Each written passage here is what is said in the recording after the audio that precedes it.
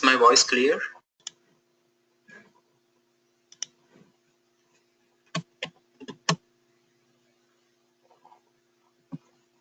Okay, let's start the second session of this course. Now this also acts as a demo session. So basically we will look into the concepts of SOA. Even today we wouldn't do any practical examples, but I will go through the concepts in a more technical way today. Yesterday we have seen it in a very generic fashion, right? Just to a layman how SOA means for a layman. So today we'll look into the specific technical terms like the definitions and principles, etc. And then I will take a simple example to actually demonstrate different components that Oracle SOA Suite offers. So let's jump onto the session. So before I start this, yesterday we have seen what is SOA in very generic terms. So we spoke about different concepts.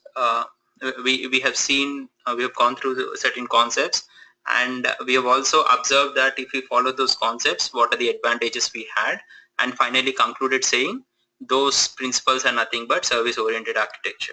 So let's look at what service-oriented architecture is in technical terms. So SOA is an architectural style for building business applications using services that act as black boxes which can be composed to each other, thus achieving a specific business functionality.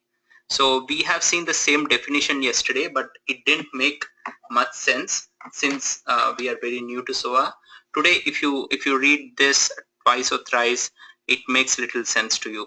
And slowly, like when you go through the course, then it would make even more sense. So let's let me explain you this definition. So it says the first thing is SOA is an architectural style. So we know it is basically an architecture. It's not a technology or a platform, and it is used to build business applications. Now this is very important. I gave you a very simple example yesterday, but let me specify much more details. So business application is something that really makes sense to business. Okay, so what I mean by this is there are two teams in any company, right? Oh, I didn't share my screen, I'm sorry. Okay, you should be seeing my screen. Thanks for that, Tommy. So I'm just explaining the definition. So SOA is an architectural style of building business application. So business application is something that really makes sense to a business. So basically you have a technical team and a business team, right? Let's say a logging service. Okay, so a person comes into a portal, he first logs in. Now that makes much sense to a technical team, but it really doesn't make any sense for the business, right? They're not achieving anything. Obviously it doesn't generate any revenue, but anyways it is required for the security of the application. So logging service would be something very important to the technical guys but not business guys. When I talk about business application, it is basically some business functionality. It has to achieve some business functionality. For example, let me talk about expense reporting system. Okay, so you know what is expense reporting system, right? You do any business travel, you file expenses, correct? So you submit all the bills and then you log into your self-service portal and then you submit it.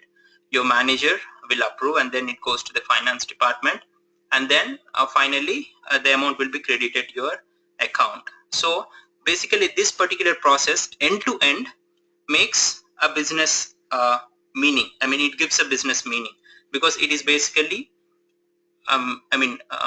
applying expenses and then getting back the money. So it's something related to the business. So if you take only one thing like submitting your expenses, it doesn't make much sense, right? It doesn't have end-to-end meaning.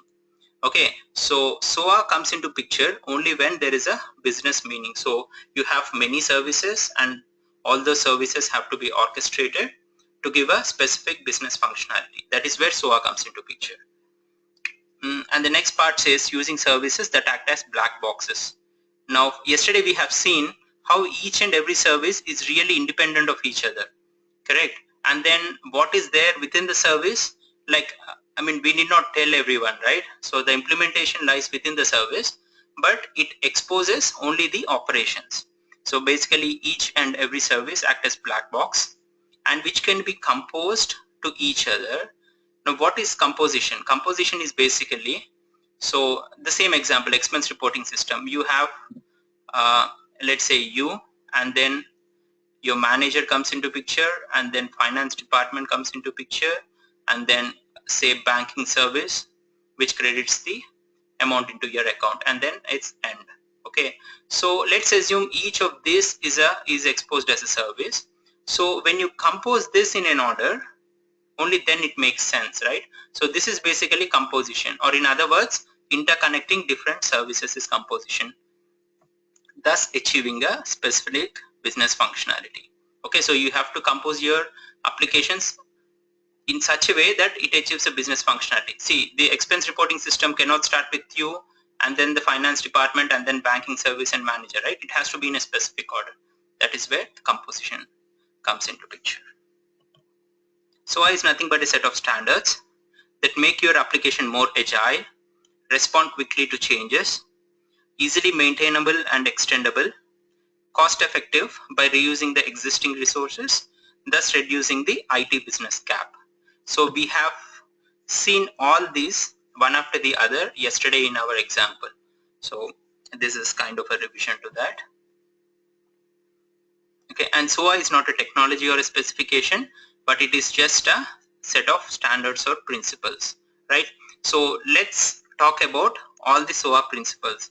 There are about 7 different principles that are defined by OASIS. OASIS is an open group that defines SOA principles, and it basically takes care of everything related to SOA.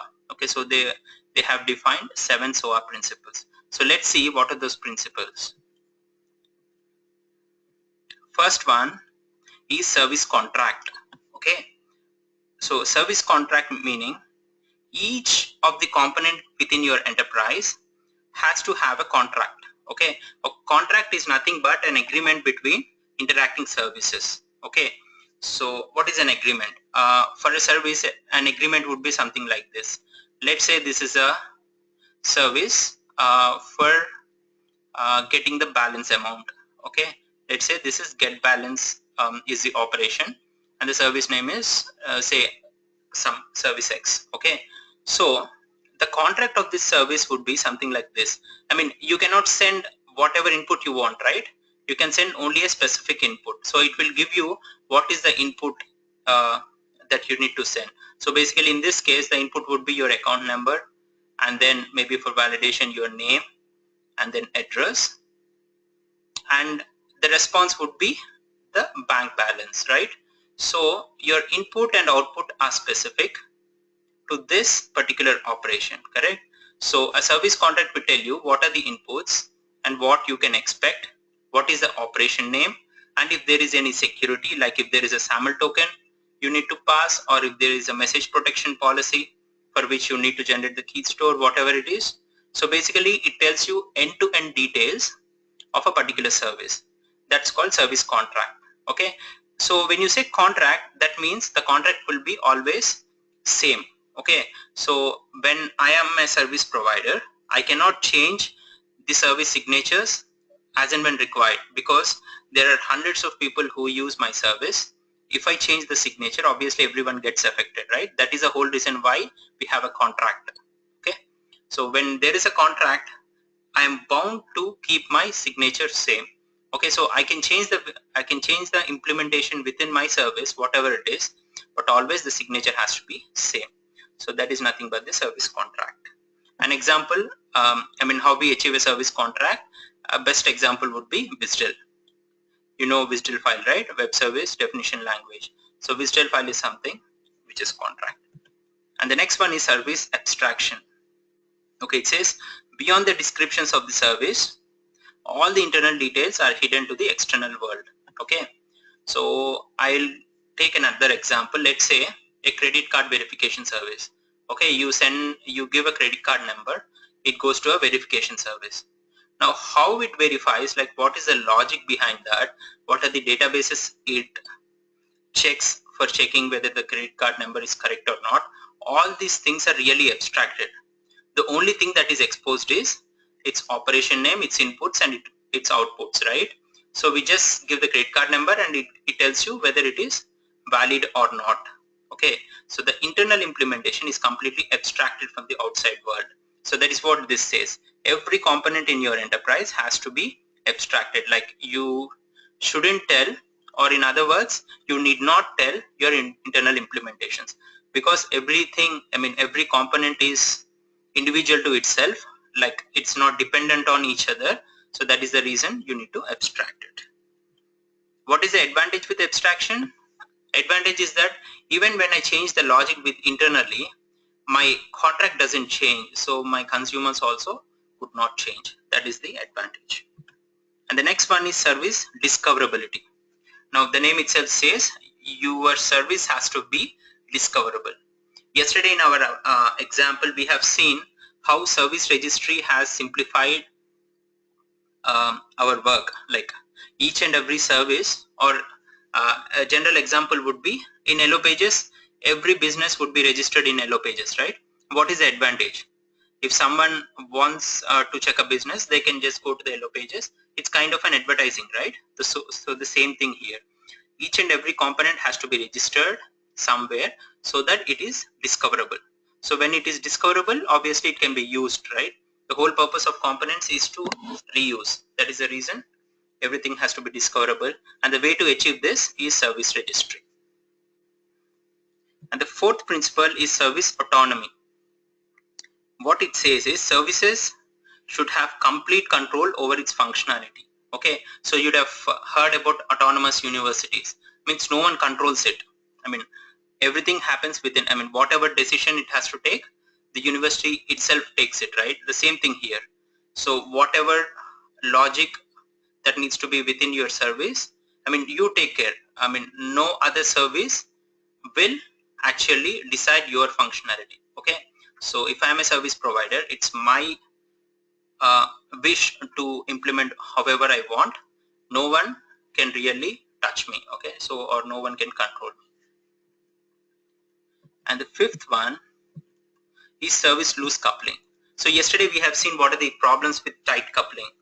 So when two components are tightly coupled, so if the service provider changes, even the service consumer has to change, right?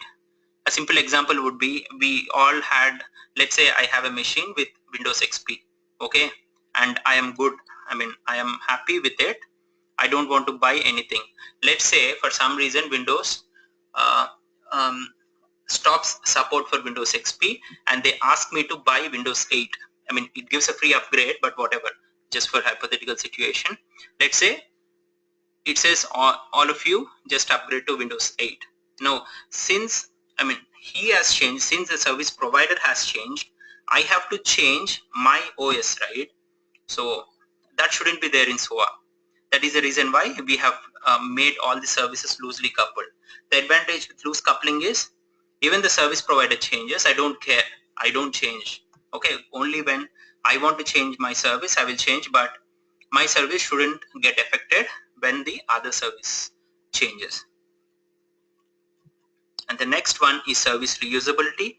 The name itself says each service has to be reusable. Okay, so you cannot say that, let's say there is a get balance service, you cannot say that my operation works only with Java components, or my operation works only within a particular enterprise. You cannot say that. If it is a get balance, it has to be get balance service irrespective of whoever is calling you. So that's reusability. You have to be reusable. Okay, and then composition. Composition forms one of the major parts in SOA because we are talking about business applications, right? So business application is basically interconnecting different services so that you achieve a specific business functionality. So one of the principles and one of the major principles in SOA says each and every component has to be pluggable within your business flow. Okay, or let me read through the actual definition. It says services should be effective composition participants regardless of the size and complexity of the composition. So regardless of the size, however big it is or however small it is, your service should work in the same way and it has to be pluggable. So these seven, I mean, all these we have seen yesterday, but we spoke in very generic terms. But basically, these are the 7 principles that SOA tells you or OASIS tells you. So what it really means? What it really means is, if you are saying that your application has to follow SOA principles, or your application is a SOA application, that means it has to adhere to all these 7 principles. Okay, so in other words, if an application adheres to all these 7 principles, that is a SOA application. So if it is a SOA application, what is the use? We know what are the advantages of a SOA application, right? Now you need not remember all these, but you need to understand like what are these principles. Okay.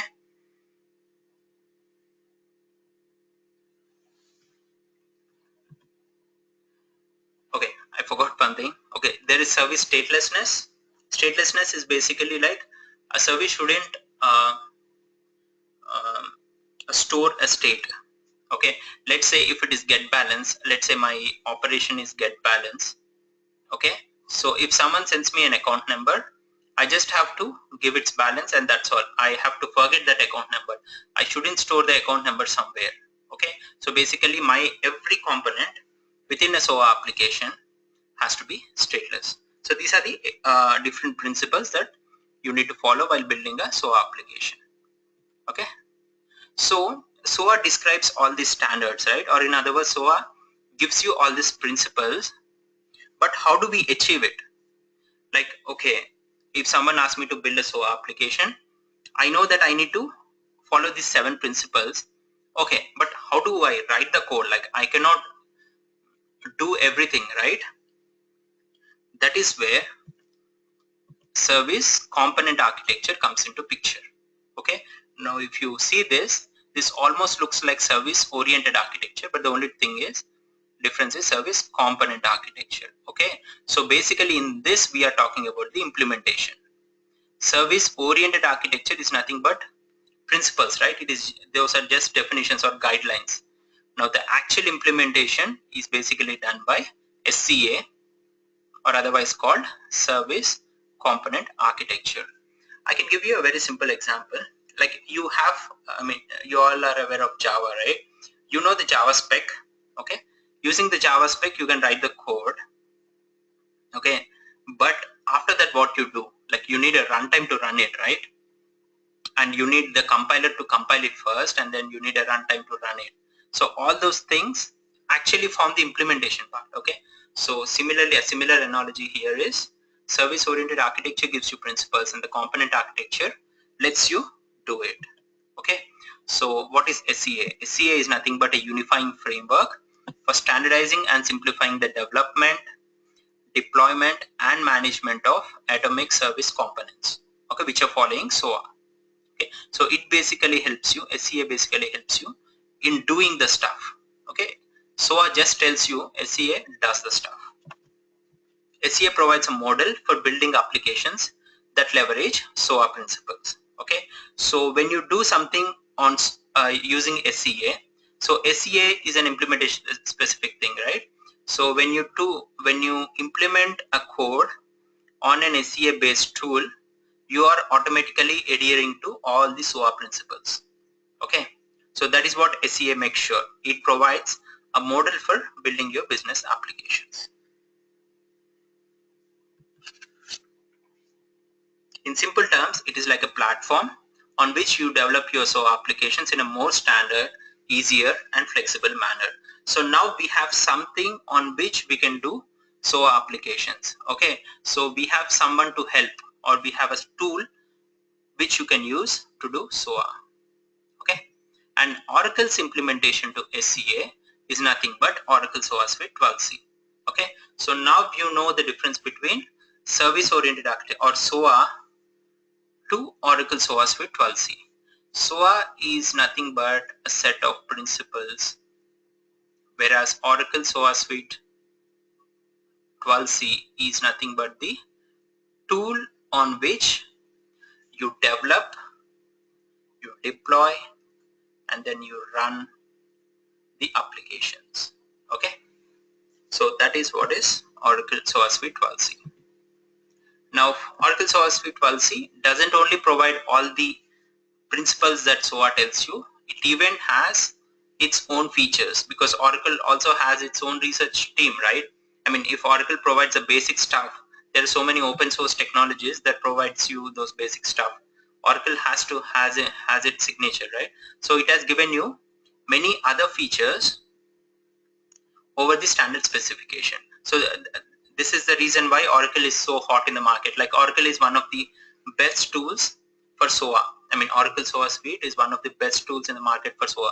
There are like many tools, okay, but Oracle, I mean, when it comes to SOA, Oracle is like maybe top 1 or 2.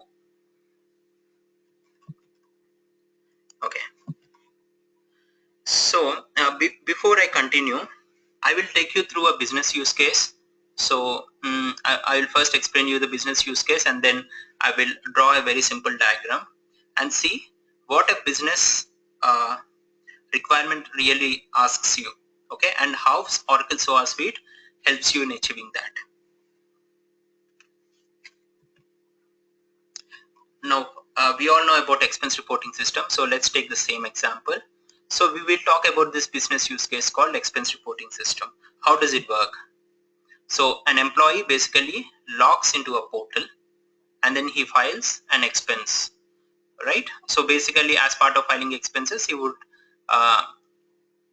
provide some comments and attach all the receipts, right? Now next, what happens? Each expense report would consist of an employee and project details, comments and attachments, and each expense report goes to the manager for approval. So manager would provide comments and act on the task. So basically, acting on the task is basically either rejecting or approving the expense report. When he approves the expense report, a notification is sent to the second level manager. Okay, let's say the business use case is, I mean, when your manager approves, it goes to your director just as an FYI. Okay, I mean, he doesn't have to approve it, but just as an FYI. Okay, maybe this is the requirement of this particular company. Further approvals to the report would follow the criteria as below. So after your manager approves, what should happen? If the amount is less than 20,000, first level approval is sufficient. Okay, so if I am filing for 2,000 rupees, so my manager approval is sufficient, I get the money. If the amount is greater than 20,000, a second level approval is required from the finance department, because the amount is huge. And then the finance department would provide the comments and act on the task. And after the needed approvals, the process initiates a third-party credit system to credit the amount. At each and every point, a corresponding email notification is usually sent. So this is the business use case that we need to develop. Okay, so we want to develop a expense reporting system with all these features. Okay, so let's first of all draw a very simple diagram to see how this is achieved. Okay, so if you're clear on the business use case, then we will start the diagram. Otherwise, I'll just go through again if you have any questions. Okay, I take it as no questions, and let me draw the diagram, like how do we achieve this business use case. Okay, now it all starts with you, right? So this is you, and first what you do, you log in, correct? You log into your self-service application, or say your expense application, whatever your company has. Okay, so you get a online portal, so you log into the page, and then what you do, you provide comments and then you provide attachments, correct? And then you submit it. Okay, once you submit, what happens? Usually what happens, a mail is sent to your manager, right? A manager gets a mail that your resource has submitted an expense report, please act on that. Okay, so when your manager sees the email, he clicks on a link, and then he will be sent to the same service, self-service application, but into his portal. Okay, so he will see all the expenses filed. So he will see your expense here. Okay, now the manager can actually do one of the three things. He can either approve, or if the manager feels that there are some attachments missing or the comments are not appropriate, or he feels that the amount is like too high or too low, he can actually send back, or maybe I can say reject and send back. Or if he's really, if he thinks that the expense it doesn't make any sense, let's say he files expense for his personal phone, it doesn't make sense, right? So he can actually cancel it, correct? So he can do one of these three things. When you look at the service requirement, it tells you like the manager can just approve or reject, but I'm just giving you another example. Okay, so what happens when the manager cancels the application, you get a mail, correct, saying your expense report is cancelled. And when a manager rejects and send back, what happens? You get a mail, and or let me do a dot here, a dotted line, and you get back the same application, and then you get a mail. So the mail clearly tells you like provide all the attachments, etc. So you would again do the task, and again you resubmit. It goes to the manager. So this is manager, and this is you. Okay. Now, when he approves it, let's look at the use case. The use case says if the amount is less than 20,000, one level approval is fine. I'm sorry, we forgot something. So here, this one. Once a manager approves, a notification is sent to the second level manager, who is basically the manager of your manager. For example, say director, just as an FII. Okay. So after he approves it, there will be an email to the manager of your manager. Correct? It could be director, it could be CEO, it depends on your level. If you are a manager, your manager's manager could be at a higher position. Whatever it is, it actually happens on the runtime, right? Because this portal is same for everyone. Okay, so a mail is sent, and the next requirement is if the amount is less than 20,000, then you are good. One level approval is sufficient. If the amount is greater than 20,000, a second level approval for the finance department is required. Okay, so this approve thing again divides into two things, say greater than 20k and less than 20k. Okay, so let's talk through the greater than 20k one. So if it is greater than 20,000, what happens? It goes to your finance department, correct? Now remember, finance department is not a single guy. Finance department would have like multiple people, right? It could have like 20 or 30 people working in the finance department, and everyone gets a mail, and then one of the guy would act on the task. So if you know about the service tickets, whenever you raise a service ticket, what happens like to the admin team? All the admin guys, like it could be hundreds of admins, they get an email, correct? Like a new service ticket is created. So someone looks at it whenever whoever is free, he actually logs in, and then he starts acting on the task. So when he starts acting on the ticket, the moment he starts it, like it goes off from the other's queue, right? Let's say there are 10 people. Okay, initially the ticket will be on everyone's queue when it is not started, but let's say the 7th person has acted on this task, or at least opened the task, then the task is removed from all the others, right? Just to avoid duplicacy and just to avoid extra effort, like only one can act on one ticket, right? So the same way, finance department has multiple people. Okay, and when it is greater than 20,000, the request is sent to them, and then one of the guy would actually act on the task, and he can do two things now. He can either approve it or reject it, correct?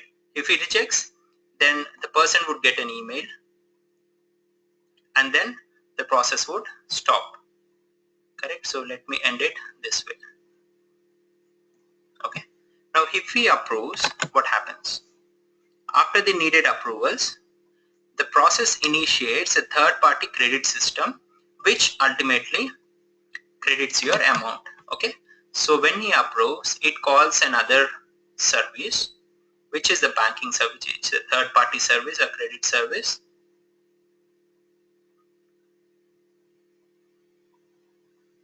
Okay, and this basically deposits the amount in your bank account. The same thing happens here. When the amount is less than 20k, one level approval is fine, and then it invokes the service. Okay, so this is a very simple flow diagram.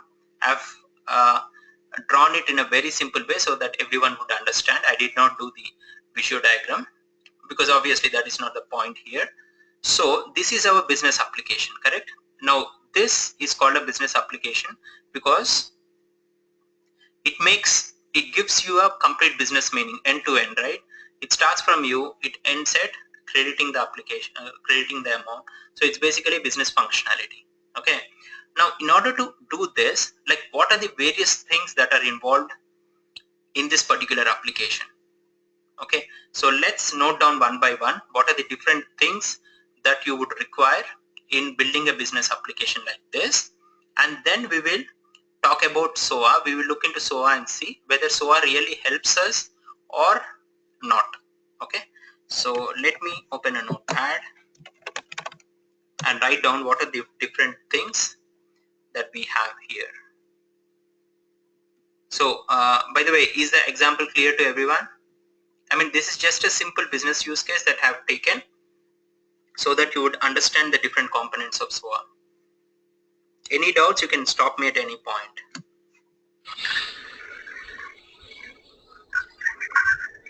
Okay, okay, this is an old message, cannot see your screen. Okay, yeah. Okay, let us note down what are the different things that are required. First one, the very basic one is login services, okay, and security. Obviously, right, this is a third-party service, and all these are, this is a manager portal, this is like your finance department portal. So obviously there would be security within each and every application, right? And what is the second one that we have? Second one, when you see, I mean, the whole thing flows in a particular order, right? So there is a specific routing involved. Okay, so it cannot happen ad hoc, right? It cannot go from manager to a director to finance department. It has to follow a particular path. So there is something called routing. In other words, I can say it as orchestration or composition. Okay, if I take each and every block here as a service, I'm actually interlinking all the services to get my business functionality. Okay, that is basically service composition. And what is the third one that you have? Now this guy, the credit system that you see here, okay, let me change the color. Okay, the credit service that you see here, it is a third-party service, right? Now when it's a third-party service, it need not be web service. I mean, it could be implemented in anything. Let's say this is a mainframe service. Okay, now we all know that we cannot directly talk to mainframe. I mean, when we do a point-to-point, what is the problem we have seen yesterday? Okay, so what we did, we basically wrapped it so that it talks XML.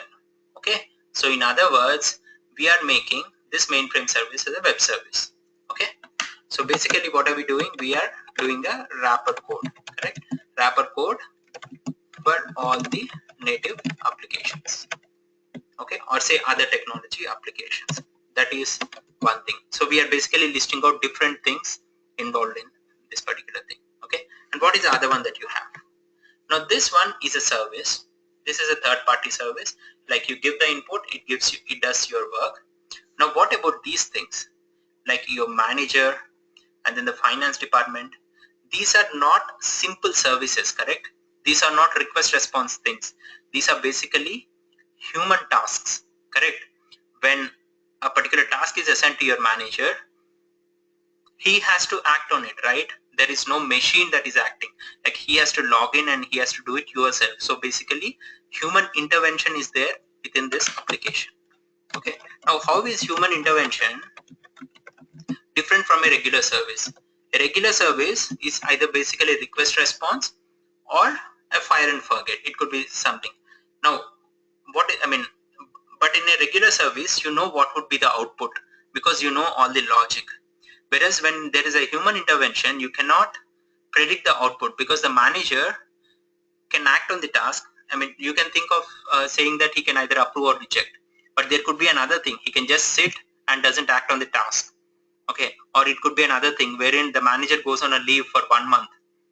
Okay, you cannot just put the application. In that case, it has to be escalated to his manager so that he approves it, or the manager can actually resign after you submit the expense report. So there are so many unpredictable things within a human intervention. That is the reason why it is different from a normal service. Okay, and then what is the other thing that you have? Okay, let's talk about the third party service only again. Okay, now this third party service basically credits the amount in your account, right? So this guy does some work and he doesn't do it for free, correct? You do a hit, you give a hit, you have to pay some amount. He does a service charge. Okay, that's fine. Like he's doing the work, I'm paying it. But what if I'm not giving him proper information? Let's say the information that I need to give here is the person's name, account number, what is the amount, etc. Right? Now, what if I don't verify the account number, or what if I don't verify the name, or if something is blank and I just send the request to credit service? It would fail the request, but it would cost me, right? Because he has done some work, whether he has credited it or whether he has rejected the request, it doesn't matter. Every hit costs you money. So instead of just hitting the service, it is better if you validate the request before hitting the service, correct? What is the advantage? The advantage is simple routing, simple rules. If you can apply, like you should have a not null account number, and the account number has to be 7 digits, and your name has to be not null. So if you apply some simple rules, like all the invalid requests, you can actually filter out here itself, so that you're actually saving some money, right? So basically you need to do some kind of filtering here. So I would say message filtering and message validation. Okay, and then what is the other thing that is involved in this application? So let's think of it, different things. Yes, there is something here. Okay, now there is some rule here saying that if it is greater than 20, you follow one approach. If it is less than 20, you follow another approach, correct? And this is basically at a routing level. If you see, this logic is not within the web services or within the services. It is something outside your flow, but basically it is commanding your flow, right? Like how to go, where to go, it is telling you. So this is kind of a rule that you have. So I could say it as routing rule, or to be specific, I can say it as business rule, because it is the rule that is defining my business, right? Either to go to finance department or not. Okay, that's one thing. And then, okay, I'll tell you a situation. Let's say I submit an expense report for say $250. Okay, and then I submit. There are 3 attachments, but initially I thought there are only 2 attachments, and then I submit the application. My manager did not observe it, and he knows me, so he just approves it. Okay, and then it is in the finance department queue. Obviously finance department would take some time, right? Suddenly you realize that you did not submit third attachment. Okay, or you suddenly realize that the amount is not 250 but it is actually 350. So what you do, you immediately log into your portal and then you withdraw the task, right? Because the moment finance department sees if it is not there, they would reject it. So instead of doing that, you would actually want to withdraw and resubmit, right? So what happens when you do a withdraw? When I do a withdraw, right now my application is waiting in the finance department queue. The application has to come out from there and then it has to come back to me, right? Now Okay, in this situation, the application is in finance department queue. It might be with my manager also. Okay, it depends on when I withdraw the task. It could be with my manager or with my finance department or at any point, correct? So in this case, like, how do I explain? So when you withdraw the task, you have to do some work, like you have to find out where it is and then you have to get it back. Okay, so I will just put that in words. How do you write that? Say, I would say withdraw only. Withdraw at any point. Okay, irrespective of the current situation. Okay, whatever. I'll just say this. Okay, and what is the other thing that you have in this business application? So at every point you are talking about sending an email, right? So sending an email. So you need to have notifications. It could be an email, it could be an SMS, it could be a fax, whatever it is. Okay, so these are the various things, and maybe I can write one more. Let's say this is a third party service, right? Okay, and you are in Europe. Okay, let's say I'm in Europe, so I'm in UK specifically. Okay, so I expense my amount in pounds, correct? But let's say this system is hosted in Europe, so it accepts euros. Okay, so before I send the pound value, I would need to convert it to euros and then send it, right? So there is some kind of transformation is also required. I mean, I'm just giving you an example. It could be as simple as this. Like, I treat my first name and last name separately in my application, whereas this guy treats it as a same, only full name. So I need to concatenate the first name and last name. So whatever it is, basically I need to do some transformations because the third party service could be in any format. Okay. So these are the various things that has come out now. I have listed 9 different things that are there in this simple application. Okay, now a real expense reporting system would not be so simple. It would be much more complex. Okay, but I don't want to deal with a complex example. I want you to understand the concept. So in such a simple example itself, we have so many things to achieve. So just imagine you writing everything in some language like Java. Okay, now definitely you can do everything literally in Java. Okay, or you can do everything in .NET. You can take any programming language, you can definitely do it. But what is the pain point? The pain point is it takes time to do things, correct? Because Java or any programming language, you have to build everything yourself, correct? Now let's see if Oracle SOA Suite helps us in building this business application. Okay, let's see if Oracle has anything already pre-built for each and everything that is listed here. So I'm opening JDeveloper. It's already, I just opened it. Okay, it's some example on my machine. But this is Oracle SOA Suite 12c. This is basically JDeveloper and I have Oracle SOA extension to it. Okay, now what is JDev, what is Oracle SOA extension, all these things you will learn. I mean, the third session is completely dedicated to installation. So you will learn about the design time, runtime, what are the different components involved, what is the configuration, etc. But for now, we are just understanding the concept, right? So we'll see if Oracle SOA Suite would help us in doing all these things. Okay. So first one is login services and security. Does Oracle SOA Suite provide me this? Yes, there is a concept called Oracle Web Services Manager, okay, which completely deals with which completely deals with security, okay, and management in the sense monitoring, etc. Okay, so this sits on top of your Oracle SOA Suite. So you write your application and you can just plug in the components. Like if you want an SSL, you just, what you do, it's so simple. Like you just say, I'm sorry, you right click on this. There is no web service DB adapters. That's the reason I cannot do it. This is a DB, or let me say it here. Okay, so here it is, configure web service SOA policies. So you just add. Ravi, we are able to see your text pad, not the JDeveloper. Oh, is it? I think the screen is still refreshing there.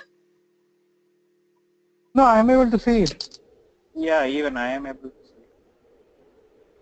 Okay. I think some issue with your screen. Okay, good. Maybe do you want to rejoin?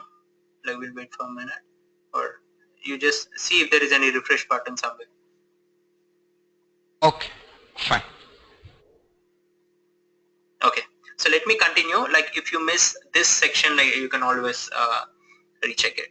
Okay, so I'm talking about security, right? So applying security is so simple. Like you don't have to code anything. You just right click configure SOA policies. What is the policy you want?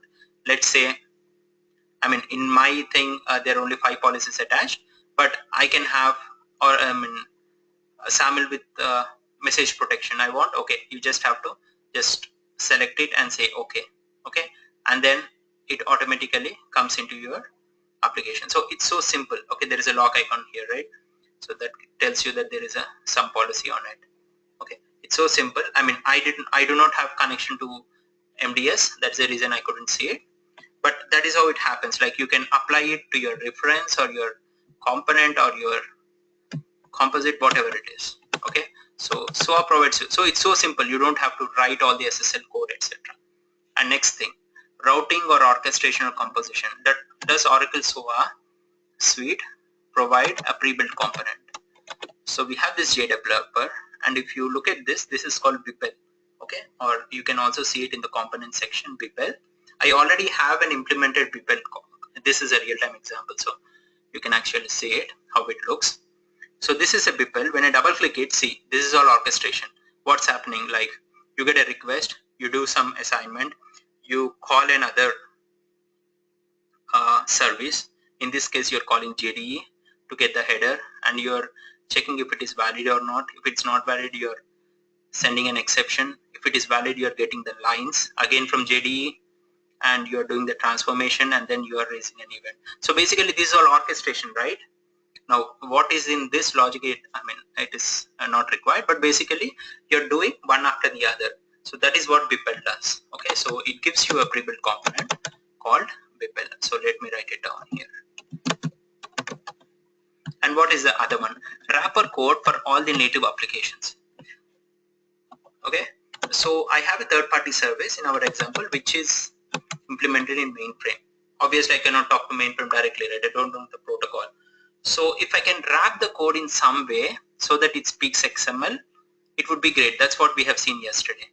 So the same thing here. If you look at this read JDE asset thing here, it is actually talking to Oracle JDE. Okay, JDE speaks some language which I don't even know what JDE speaks. Okay, but I'm talking to JDE just with the help of an adapter called database adapter. Okay, I do some configuration in this, obviously, to connect to JDE. So basically what this adapter does is it will convert the JDE format to the web service format. Okay, same thing here. If you look at this component palette, there are these technology adapters. So you can talk to an ADF-PC component, you can talk to an AQ, you can talk to MQ, LDAP. So all these things are different technologies, right? But what these adapters do is they basically act as a wrapper code to convert that protocol into a web service. Okay, so we have something called technology adapters for the wrapper code.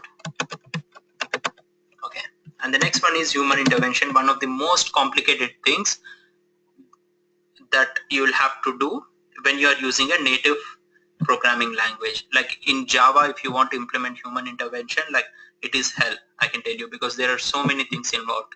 It is asynchronous, and then you have different scenarios, like he might be resigning, or he goes on a leave, or he doesn't act on that, whatever it is. But Oracle SOA Suite provides a ready-made component called human task here. I mean, when we look at the human task, when we are really doing the examples, you'll see that it is so easy. I mean, you can have multiple level approval chains also. So I just wanted to show you. I'm not doing any example, but see, here is the assignment, right? So here you can have any number of stages, like your manager, then your director, then your CEO. It can go to CEO or it can go to your director, whatever. I mean, you have everything like the deadlines, notifications, everything you have. Okay. And next is message filtering and message validation. This can be done using a simple XSLT, or you also have a mediator component. Mediator component also helps you in doing a routing. It is a small scale ESB. Okay, but I mean all the transformation you usually do either in a mediator or you even do in a BPEL. So here is an XSLT where you're doing all the transformations. So I can say either in a mediator or XSLT or whatever. And then there is business rule. Okay. Now in this example, where is the business rule? Like this less than 20k, greater than 20k. This one I'm telling you as business rule, and then I can show you Oracle SOA provides you a ready-made component for that called, where is it? Okay. Oracle business rules. Now you might think like, what is this? For just such a simple example, you need a business rule? I mean, within this example only, I'll tell you why it is important. Now today it is 20k. Let's say tomorrow you move it to 25k. Okay. If this is coded within the application, then this simple change would require a redeployment, right? So obviously in production, a redeployment cycle takes a month because you need to do development, SIT, UAT, and then production. If it is a business rule, you can do these changes on the fly. Okay, you just do the change, say apply, and 20 changes to 25. That is the advantage. Now this is a very simple example, but business rule you can do very, very complicated.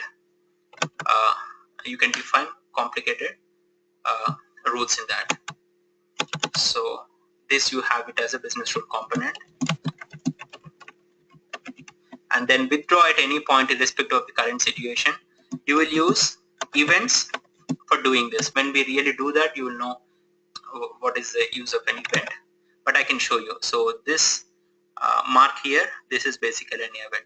In this case, it is publishing an event. I'm sorry, yes, it is publishing an event in this case. But what is an event? Everything like we'll do when it comes. And then the notification. You have something, a notification. If you see here, you don't see any ready-made component here, but there is something called Oracle components. Where is that? My components or templates or pages. UMS. Yes, this is UMS. UMS is user messaging services. So this is an Oracle specific component. I mean, the regular SOA doesn't tell you. This is Oracle specific component, and this gives you various options like fax, SMS, phone. I mean, it gives you many options, not only email. Email is a general thing, right? It even gives you many things. Why you require, if you're doing a CRM application, you have sales representatives who roam around, right? So they need either an SMS or a phone call. Email is not sufficient. So those things you can do it using UMS. And also human task has a notification embedded into that, which also uses UMS, by the way. And then the transformations, you can do it using the XSLT or mediators. So what did we achieve? What did we realize finally? Finally, what we realized is we have seen a full-fledged business requirement. We have identified what are the different complicated things, or what are the different things involved first of all, and how complex they are, each and everything. And then we have actually seen in Oracle SOA Suite and observe that for each and every requirement we have a pre-built component. Okay, so that is the advantage of using SOA Suite or a SOA tool. Okay, so Oracle SOA Suite is so robust that it gives you all the pre-built components, and it makes sure that your application adheres to all these 7 SOA principles, which means your application is SOA. So when your application is SOA, you know what are the advantages. Okay, so that is what Oracle SOA Suite provides you. Let me go back to the slides. Where are we? Okay, So we are somewhere here, right? So the whole business case that we have seen, we finally realized that Oracle SOA Suite gives you or offers you pre-built components so that you can actually think of your business logic rather than doing the extra stuff. Okay, so implementing a human task is so complicated, like you don't have to worry about it. You just think of your business logic, like, okay, my manager is there and then his manager is there, and then what are in the business rule, you just think of the numbers, but you don't think of how it is implemented. Okay, so basically all the boilerplate code that a business application would require, that is done by Oracle SOA Suite. You just concentrate on your business logic. Okay, so that way the advantage that you have is within very small time you can achieve your business functionality, and in the same time you are adhering to the SOA principles, so your application is really robust. Okay. So what are the components of SOA Suite 12G? We just saw everything: mediators, adapters. I went through everything, so I don't want to go through again. BPEL, which is business process execution language, which is orchestration. Human tasks, business rules. Event-driven architecture is for events, like for the withdrawal and user messaging services. And OWSM. And you also have something called business activity monitoring, which basically monitors your application. So you want to know how many outgoing calls are happening. Yes, you have monitoring facilities also provided in Oracle SOA Suite. So we'll go through each and every topic that is listed here with a practical example, so you will know how to use Oracle SOA Suite. Okay, so any questions till now? If you don't understand anything or if something is missing, you can just let me know. Or I'm a little fast, you can just tell me. So you're also teaching BPM also? Yes. You're covering BPM also? No, this takes care on only Oracle SOA Suite. Oracle BPM Suite also it is integrated in JDeveloper, but it is completely a different topic. I mean, BPM is built on top of SOA, so that's the next thing that you need to do. But the basic thing is SOA, and this course covers only SOA. Okay. Yep. And another thing I wanted to tell you, this is a developer or a consultant oriented course, so you will understand how to build or how to integrate all the applications, or basically how to use Oracle SOA Suite.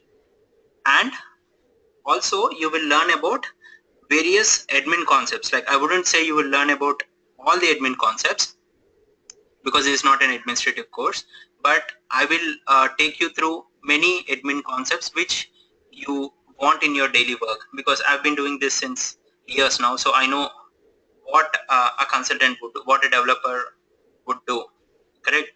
So I will also take you through all the admin concepts so that it would be really helpful for you.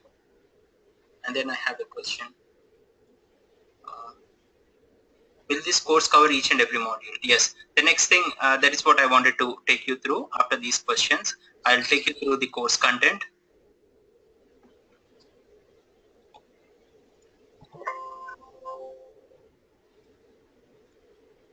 Okay.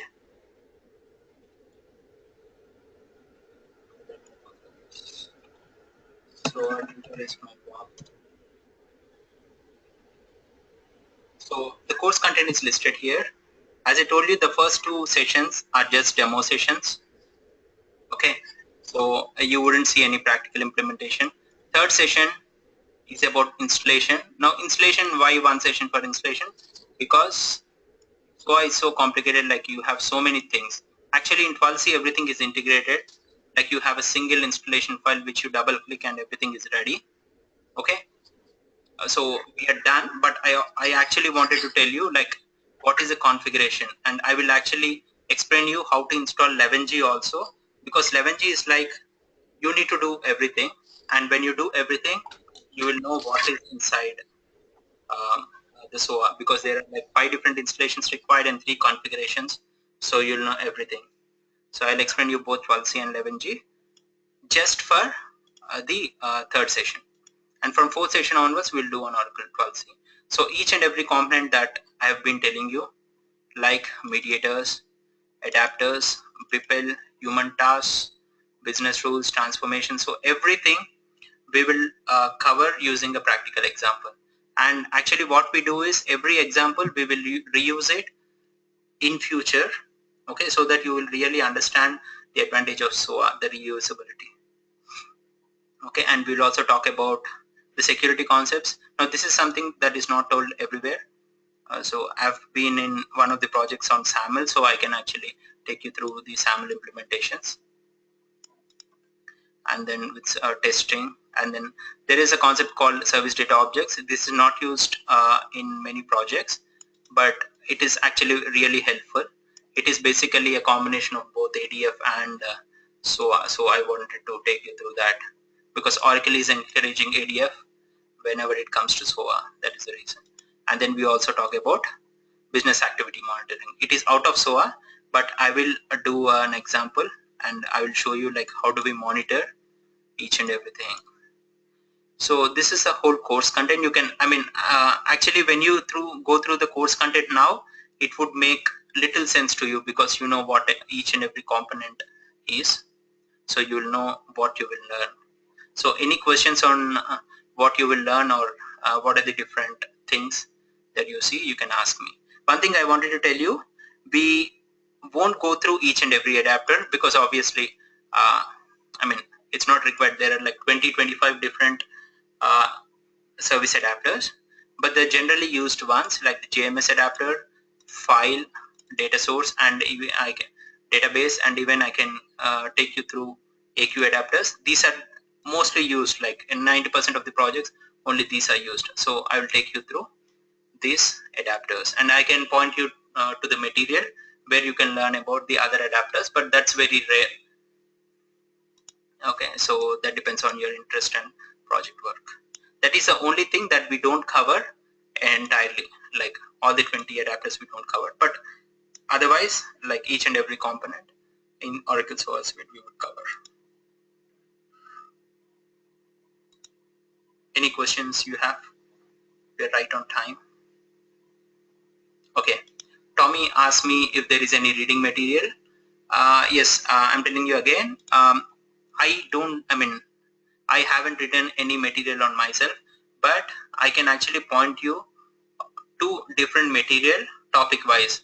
So let's say for database adapters, I would point you to a link so you can directly refer to that. Instead of going through like multiple books, I can actually give you the links to material, and all the material is freely available except one book which you can actually download if you search on internet, or you can even buy it. That is how it is. Like I don't provide any training material, but I will provide you the links so that indirectly you have the training material. And then end of the course, like if you practice along with me, you will be project ready. And for doing the certification, you obviously need little reading because certification is more of theoretical. So you need little reading along with the course. So within a month, you can actually do it. Because in SOA, you don't write anything, right? It's more of configuration. You drag and drop. Everything is done underneath. So let me show you the BPL process. Okay, so this is an invoke activity. You are calling a service. So calling a service is like little complex, right? But if you go underneath it, it's nothing but an XML code.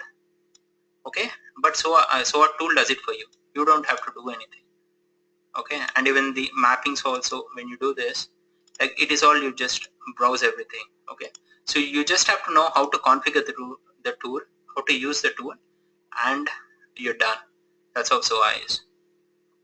But as far as BPL is concerned, I would say like if not now, maybe in future when you're really working on the projects, I will give you a link to a book which is really nice. It takes you through the code, what is being built at the back end. Okay, why that is helpful is because you will know what's happening beneath. You just do all the configuration even the projects, but it is always better if you know the details underneath, right?